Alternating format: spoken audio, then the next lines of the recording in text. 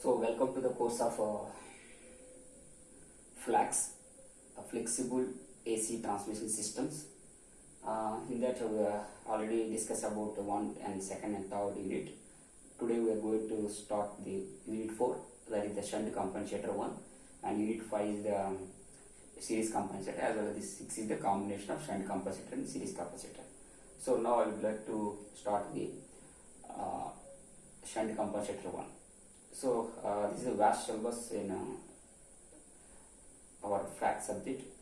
In fact, but is not will cover all the topics in this unit as per the syllabus is concerned. So as per the JN2 syllabus, we cover only few topics. So we will not study about all the control schemes of all the converters required. So they are asking only few control schemes for particular converters. So we will study only those converters only. Okay, is it? Remember this point. So here the main objectives of shunt compensator is what are the main objectives of shunt compensator? We know that in the unit 3 that is improve the transient stability. It improves the transient stability and also reduce the power oscillations damping, and as well as the power handling capability, power transfer capability increases, and also it acts as some active filter also. So these are the things, so many objectives have studied in the shunt compensators objectives in the unit 3. Here in this unit 4, having based on the method of VAR generation, there are 3 types of controllers. There is the method of VAR generation. There is the VAR means reactive power units is VAR. That is based on the reactive power generation. There are 3 types, that is the variable impedance type and switching converter type and hybrid generator types. In fact, this is the types of FACS controllers. FACS controllers types are sare manaki ide cheppochu. So based on the 3 FACS controllers are basically classified into 2 types: variable impedance type and switching converter type. And also hybrid is a new technology. Hybrid types, that is the variable impedance type, switching converter type and hybrid VAR generation. These are the main classification of FACS controllers anna ide rastam, as well as the methods of controllable VAR generation anna man ide rastam.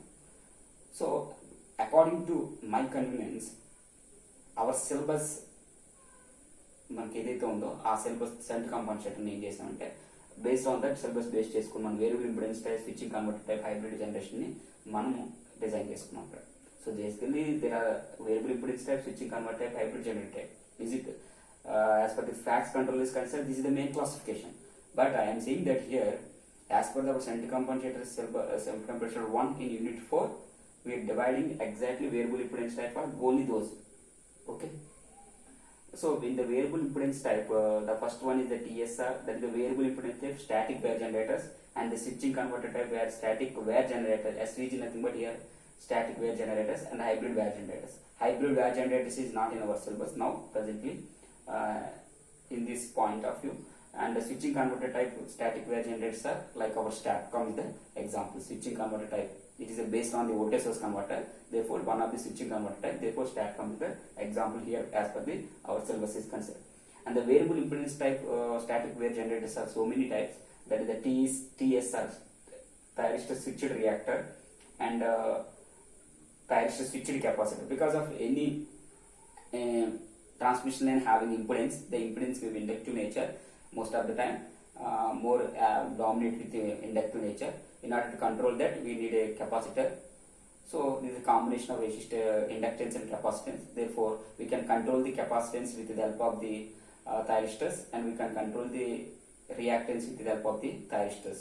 That is called a thyristor switched reactor and thyristor switched capacitor, and TCR is the thyristor controlled reactor. And there is a difference between TCR and T-switched. In case of thyristor controlled reactor, this is operating continuously, and in case of TCR, thyristor switched reactor, it is a step-like manner, stepwise manner లో change అవుతుంది. ఇది controllable అంటే మనం continuous గా firing angle control చేసుకుంటాం. And like next one is the FCTCR, is a combination of fixed capacitor and the thyristor controlled reactor. And the fifth one is the thyristor switched capacitor and the thyristor controlled reactor. These are the different variable impedance type static VAR generators: thyristor switched capacitor and thyristor controlled reactor. But as per again as per the syllabus is concerned, we not discuss about all these things. we can discuss about the TSC first, and after that TSC, TCR, thyristor switched capacitor and thyristor switched capacitor, thyristor control reactor.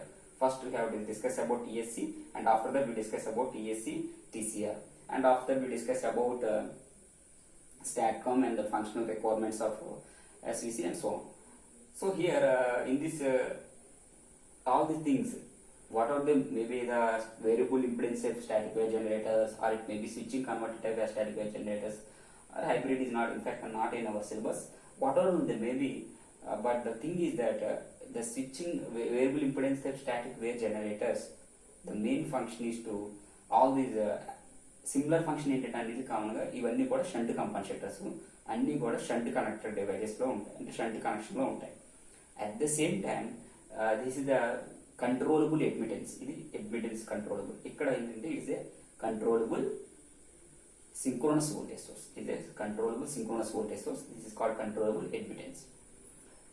So జనరల్గా మాట్లాడుకుంటే ఇంకా comparison చెప్తాం మళ్ళీ SVC STATCOM, అక్కడ మళ్ళీ again we repeat this point deeply. So thyristor switched reactor in the next class. So this is the main classification of this unit 4. Thank you.